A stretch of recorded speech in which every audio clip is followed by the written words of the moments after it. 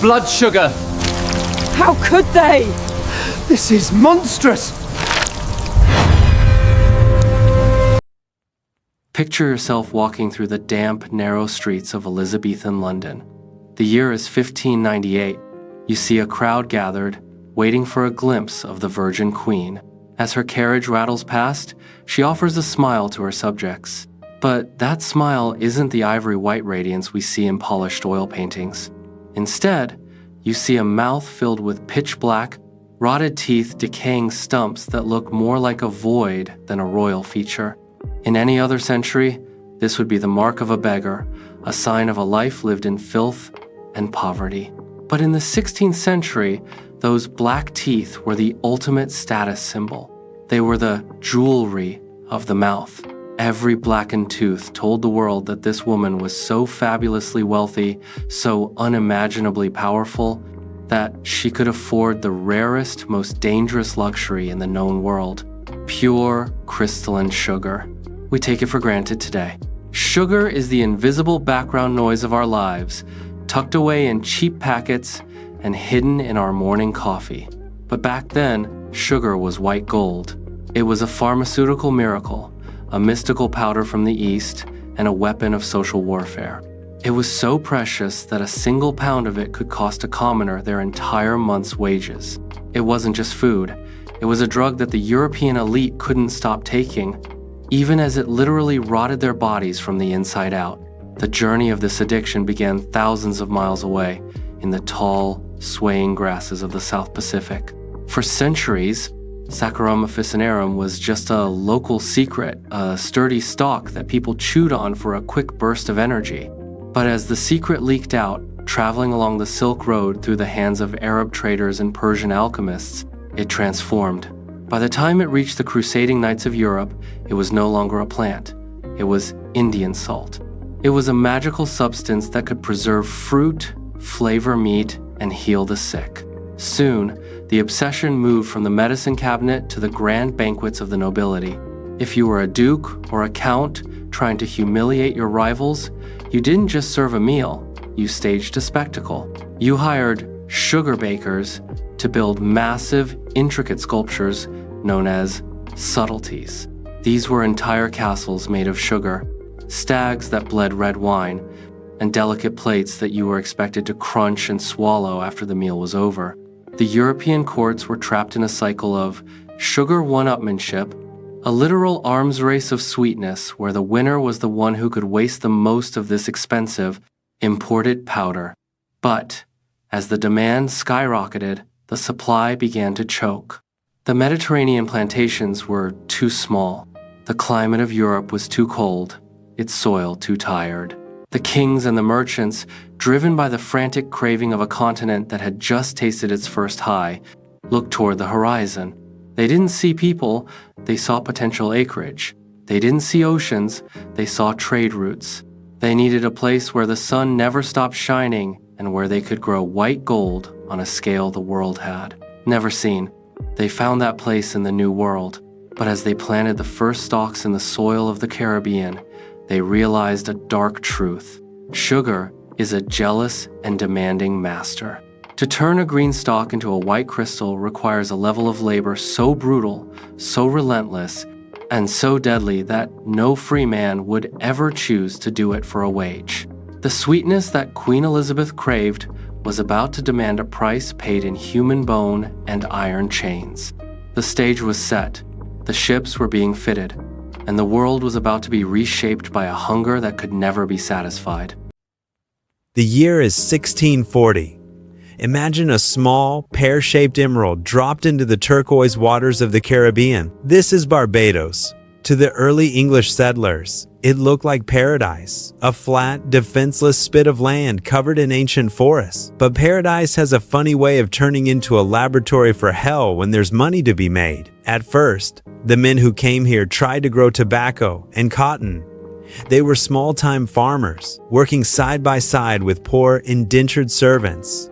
Desperate white men from the slums of London or the hills of Seine, Ireland, who had traded 7 years of their lives for a passage across the sea. It was a rough life, but it was a human one. They shared the same sun, the same dirt, and the same meager rations. But tobacco from Barbados was thin and bitter. It couldn't compete with the lush crops of Virginia. The island was failing. The dream was dying. Then came the Dutch. They arrived with a secret they had stolen from the Portuguese in Brazil: the knowledge of how to grow and process sugar cane. They brought the seeds, the equipment, and most importantly, the credit. They whispered to the struggling English farmers that they were sitting on a gold mine if only they were willing to change everything. And change everything they did. Sugar is not like tobacco. It isn't a hobby. It's an industrial process. To make sugar profitable, you need massive amounts of land and an army of workers who never stop. Within a single decade, the small family farms of Barbados vanished. They were swallowed up by giant plantations, consolidated into the hands of a few sugar kings. The ancient forests were hacked down and burned until not a single original tree remained. The island was stripped bare, turned into a giant, sun-scorched factory for sweetness. But the real horror wasn't the landscape, it was the math. The plantation owners realized very quickly that the white indentured servants weren't efficient enough. They died too fast from yellow fever.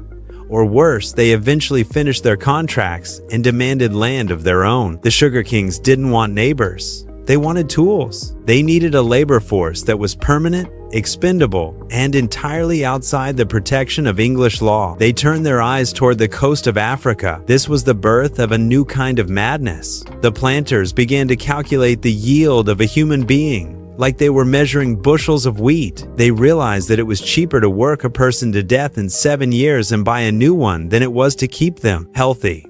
It was a cold, ledger book genocide. The Barbados Slave Code of 1661 turned people into chattel legal property, no different from a cow or a hoe. And as the ships from Africa began to arrive in a steady, rhythmic pulse of misery, the island transformed into a machine made of skin and bone. Life on a sugar plantation was defined by the killing time. That was the harvest season, and it lasted for 5 brutal months. Sugar cane grows tall and sharp. Its leaves can slice through human skin like a razor. The workers move through the fields in long lines, the sun beating down until the air itself felt like liquid lead. But the field was only the beginning. Once the cane was cut, it had to be crushed immediately, or the juice would spoil. This meant the mills ran 24 hours a day. Imagine the sound. The deafening groan of wooden rollers, the screams of the exhausted who got their hands caught in the machinery. There was always a hatchet hanging by the mill, not for the cane, but to amputate the arm of a worker before they were pulled entirely into the gears. And then came the boiling houses.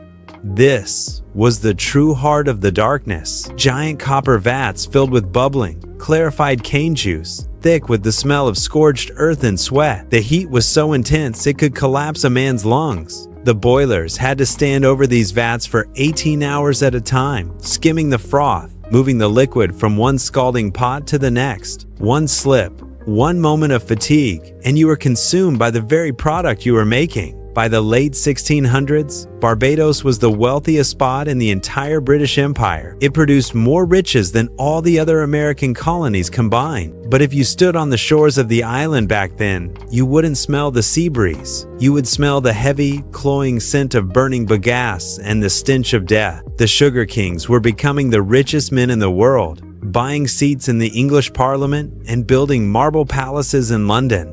But their wealth was a ghost story. Every glittering crystal of sugar that landed on a London tea table was seasoned with the salt of 1,000 tears. But as the piles of white gold grew higher, the machine needed more land, more wood, and more people. The hunger of the sweet tooth was growing, and the small island of Barbados was no longer enough to feed the beast. The sugar kings were looking for a bigger stage, a larger sacrifice. They were looking at the rest of the world, and they were bringing their ledger books with them. Imagine a respectable gentleman in 1720s London. He is a man of reason, sipping fine Bohea tea at Lloyd's Coffee House. He isn't a murderer. He is a visionary investor. He buys a 5% share in a new shipping venture, seeing only elegant lines of black ink in a leather-bound ledger. He never smells the iron of the blood or the rot of the sea. This was the terrifying genius of the Triangle of Blood.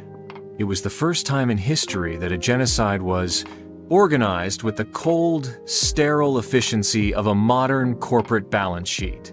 The triangle was not just a route, it was a self-sustaining engine of misery that turned every revolution of its wheels into pure gold. It began in European ports like Bristol, Liverpool, and Nantes. Ships were loaded not with food, but with the tools of destabilization: cheap textiles, copper kettles, and most lethally, thousands of muskets.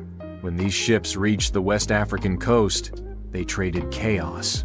By flooding the region with firearms, European merchants ensured that local kingdoms had to go to war just to survive. To get more guns, you needed more captives. To get more captives, you needed more guns. It was a vicious, engineered cycle that turned an entire continent into a hunting ground.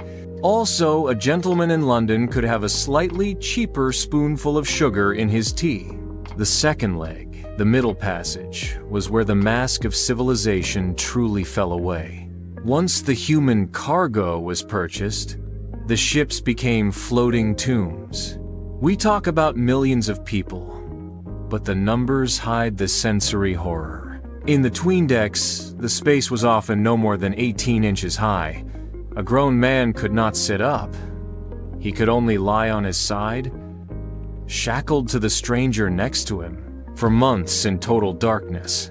Captains were efficiency experts of the macabre, debating the merits of tight packing to maximize profit despite a 20% mortality rate. If a fever broke out, the captain didn't call a doctor.